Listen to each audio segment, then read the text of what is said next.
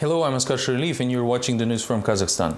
It seems that the corruption scandal linked to the President Nazarbayev's son-in-law Timur Kulibayev has steered the interests of only the country's civil society.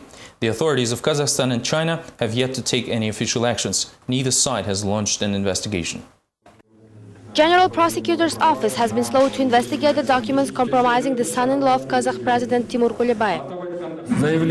Appeals were received and transferred to the financial police. As far as I know, they received them and will deal with the issue in accordance with the law. The Chinese consulate in Kazakhstan does not hurry to issue comments. First, diplomats need to receive a request from the Foreign Affairs Minister of Kazakhstan, informs the diplomatic mission in Almaty. Representatives of CNPC company, which is also involved in the scandal, flatly refuse to discuss the topic.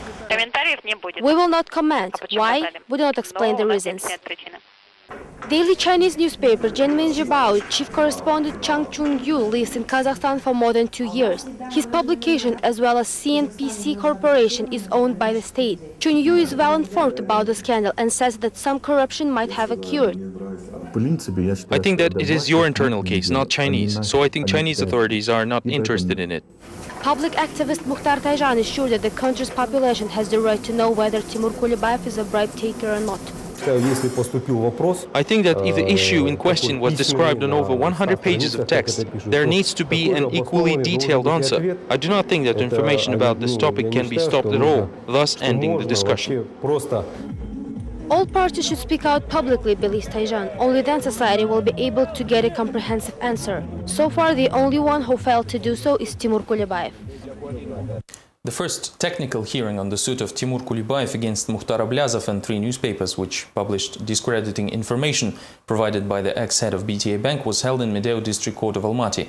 The process began with a motion of Kulibayev's representative to ban any videotaping in the courtroom. Timur Kulibayev demands a rebuttal of information about the earnings he made from the deal between Kazakh and Chinese oil businessmen. At the technical hearing on February 4, Kulibayev's representative Mayram Mali Ahmedov made a motion to remove any cameras from the courtroom.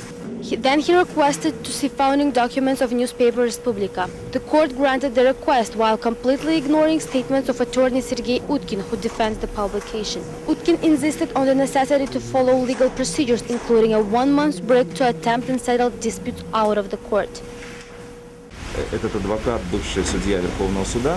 This lawyer is a former Supreme Court judge, which points at the high level of legal experience. But apparently he thinks that it is normal to avoid legal norms during a judicial settlement by prosecuting mass media or individuals. This cannot be tolerated.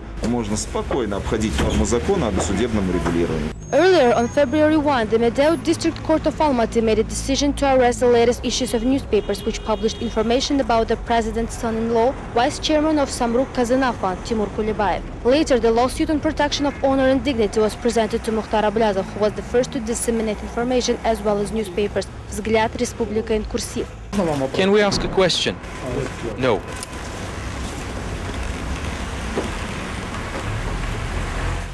The presiding at the trial, Judge Makhmetova, promised transparency during the process. The next hearing will be held on February 9.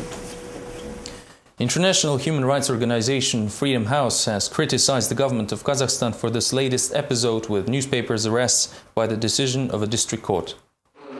Freedom House representative Paolo Schrieffer stated that the Kazakh government is trying to convince American policymakers of their intention to support the democratic principles of the OSCE, while defiantly repressing its media. In her view, this shows that Kazakhstan is not ready for the new role of the OSCE chair.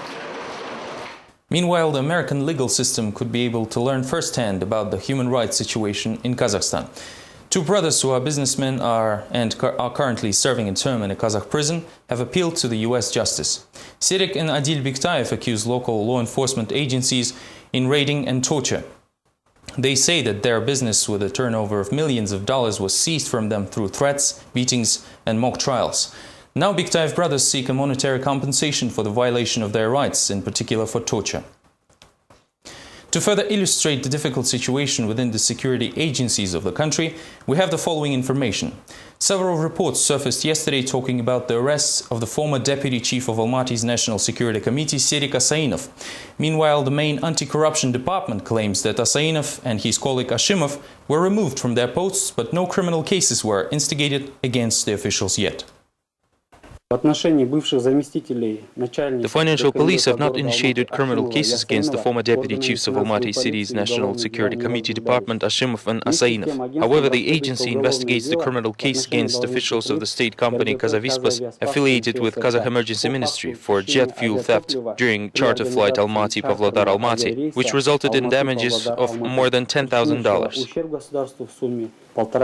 The former security officer Serik Asainov is seen as one of the initiators of the security forces confrontation. He also attributes the scandal linked to the detention of former deputy head of the Almaty Financial Police, Aydin Gentileyev. The reason for his arrest, however, according to press reports, was a story about the construction of a mosque in Pavlodar region. Asainov rented a state-owned aircraft from Kazavispas to transport his guests from Almaty to Pavlodar for the mosque's opening. The total cost of the flight was $30,000. However, only about $6,000 went to the company. The financial police say that the money was underpaid by carriers and not the customer. Meanwhile, representatives of the General Prosecutor's Office say that Asainov was arrested with the court's approval. His main charge is the theft of jet fuel.